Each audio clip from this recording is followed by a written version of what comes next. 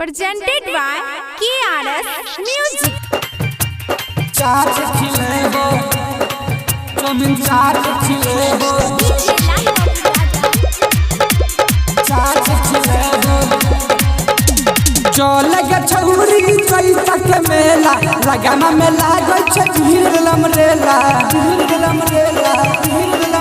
केवल बाबा के दर्शन करबो गे छौरी प्रसाद खिलेबो केवल बाबा के दर्शन करबो छौरी चौमिन चाट खिलेबो चाट खिलेबो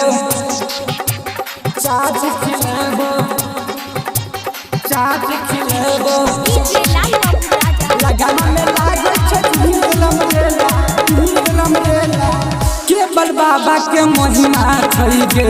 जग में महान गे जग में महान गे उनके कृपा से चलई दुनिया जहान गे मैया कमला के चरण छुए बग छोरी प्रसाद खिलेबो इना बारा के मेला घूमे बग छोरी चौमिन चाट खिलेबो चाट खिलेबो चौमिन चाट खिलेबो चाट खिलेबो लगाना में लागल छ भीड़ लमरेला गायक मनीष यादव संगे मेला घूमे जाई है गे लगना के मेला में तू मिले चली आई है गे तो केवल बाबा के दर्शन करब गे छोरी प्रसाद खिलेबो इना बारा के मेला घूमेबो गे छोरी गोला गप्पा खिलेबो चाट खिलेबो डिजिटल रिकॉर्डिंग स्टूडियो कांचा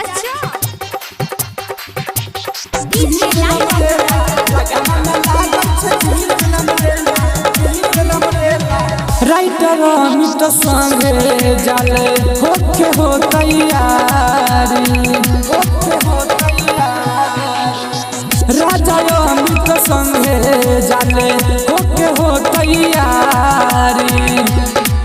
इना बारा के मेला घूमे बगे छोरी चौमिन चाट खिलेबो केवल बाबा के दर्शन करेबो गे छोरी प्रसाद खिलेबो